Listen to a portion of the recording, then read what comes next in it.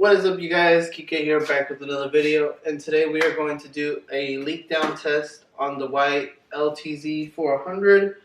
And I bought this and it finally came in, so I decided to make a quick video for you guys. I got this leak detector from Amazon. It was like 30 bucks. I thought I would give it a try, maybe in hopes of finding out my issues with this one and also the yellow KFX. So we're gonna go ahead and do the leak down test on this one. So let's go ahead and get started. And also another thing that I forgot to mention is before we're gonna start this leak down test, you want to make sure that your top dead center is at top dead center. The piston is all the way up and the valves are fully seated. So then that way you can check that basically the valves are actually to where they're supposed to be. They're not a little bit out or anything like that, and that everything should be at top dead center. So that should be the spot that you need it to be, so we can get that right compression leak down test and get an accurate reading from it. So let's go ahead and get started. So real quick, this is the kit I bought. It's by this brand, I guess. It's a cheapo, and it goes up to 100 psi, and it shows everything that you need to know for the cylinder leakage. I'll go ahead and show you guys. And this is pretty much it. It does come with another hose that I already put into the quad, and it comes with two different sizes for the spark plugs, which it came with the one I needed, which is awesome. That's another reason I got it. So for 30 bucks, you can't beat it. You can adjust it here. Basically what we're gonna do is a leak down test on the quad. We're gonna try and figure out if so far as of right now, all I did was take off the cams and that's pretty much it actually. The cams and the exhaust, I got it off in the carb, but I'm gonna go ahead and put some pressure into it, and then we're gonna see where it's leaking from. This is a good way of figuring out if you have like a leaky valve or maybe the rings or something like that. You know, it should be easy to kind of know what's going on in there. Sometimes it's really obvious. It could be like a bolt. It could be out of the exhaust, so you know it could be one of the two exhaust valves. So we're gonna go ahead and check, and hopefully it'll be something easy. And then if it's not, then I can show you guys how to figure it out. So let's see if it's leaking. I'm pretty sure it is because I know it didn't have that much compression. So let's go ahead and get started on that. Okay, so here we are, and as you can see, I haven't put any pressure into it. And I do have I don't have the what is it called, the oil drain over here, the evap canister, so it returns the oil back to the engine. And I don't have the tensioner, but I don't think that should be a problem. If not, we'll go ahead and test it without it. But I do have the cams off and the journals and the carb and the exhaust, like I said. Right now I'm just gonna put a little bit and see if I can hear anything.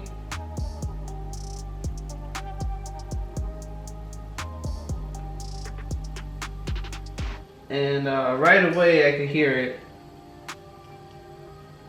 As you can see, I can't even hold 10 psi and it's like gushing. You guys hear that?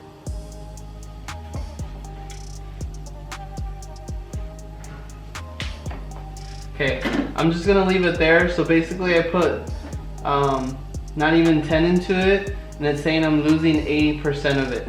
What you actually want to do is, hopefully if your motor is not leaking, it should go up all the way to 100 psi, and a good motor should not leak less than like 10-20% is what it should not leak if it is you know, a pretty decent motor. But it could go up to 40% according to the gauge, but I don't think that's very accurate. But let's go ahead and try and figure out where we can hear it from. So as you can see, it's still going. So it's constantly putting it in. And right now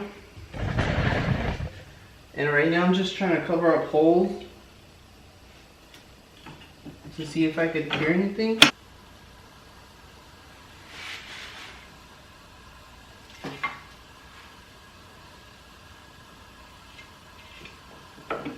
Oh yeah, I'm pretty sure it's from the exhaust.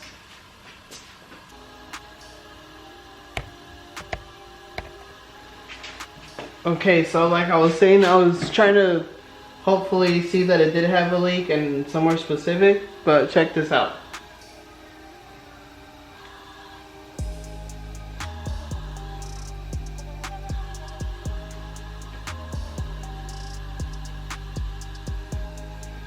And it looks like it's actually leaking a little bit from the intake, but this exhaust side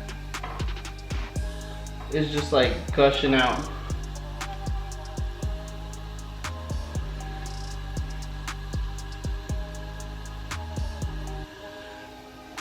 So I think maybe the valves didn't get lapped correctly the last time I did it. Like I said, I kind of did this quad and the other quad in a really big hurry. I was just trying to do like a budget build and it didn't really work out the right way it should have. But as you could tell, even this side, and it is at top dead center. I forgot to mention that.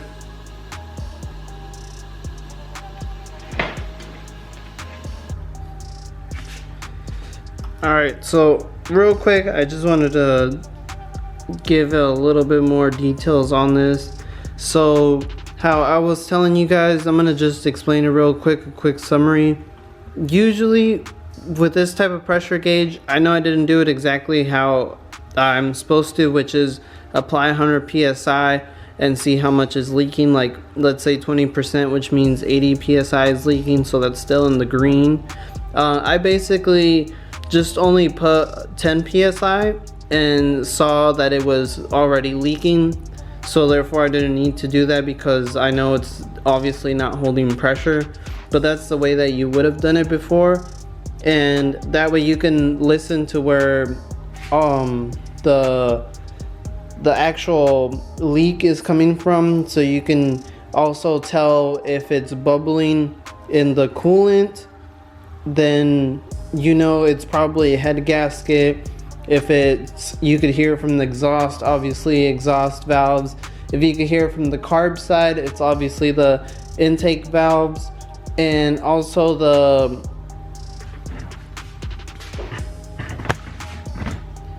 and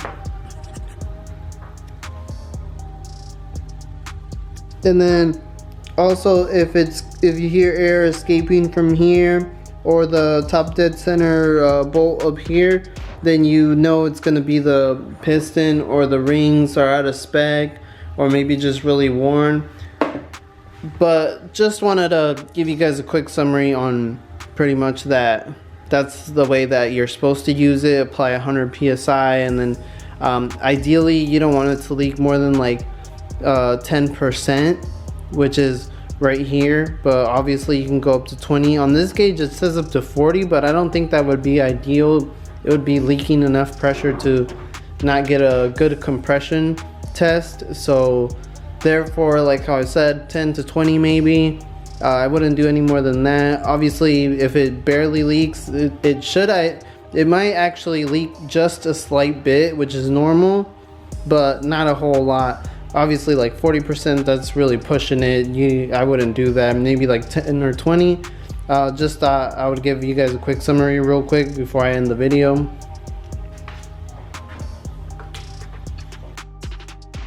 Okay, so how we were doing the leak down test, and pretty much we found out that the valves seemed like they were leaking. Let's just double check and make sure it was that. So here we are. We took the head off and now I'm just inspecting it a little bit, checking everything on it, making sure everything looks good. I mean, the valves were like this before. I don't know if you could tell, and they were like this before, which I thought was weird, but I cleaned them up.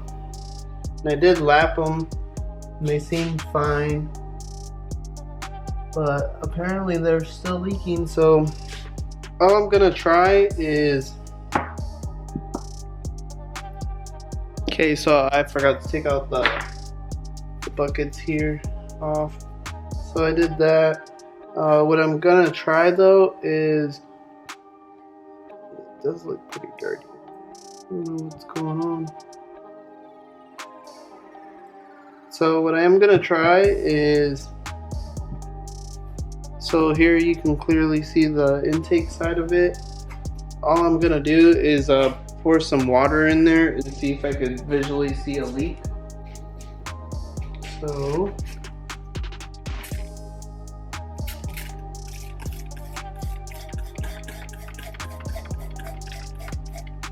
and I'm inspecting the valves as well.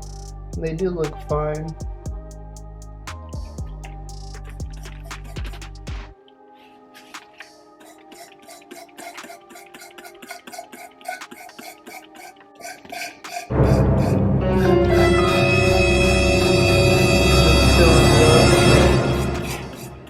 Check this out, guys. I don't know if you guys can see this, but this valve right here, there's drops coming out of it. All those drops coming out of it, right there and right there. So this valve is leaking. This one is actually holding up pretty fine, and it is filled up as well. Here, I'm gonna fill it up some more.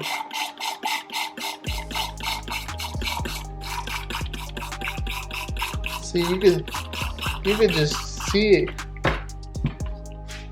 That one is just pouring, drop after drop. Okay, so there's our issue number one. This one looks good. I'm actually gonna mark it with a Sharpie. So I'm gonna go ahead and just mark it. So that one's bad. Much from the exhaust side, that one was leaking really bad, and of course the water is seeping out through there, so you can clearly tell that it was leaking. So I'm gonna go and drain the water out, and then we're gonna do the other side and check that one as well since it was leaking. So here we could see this one is way worse, and I'll go ahead and zoom in for you guys.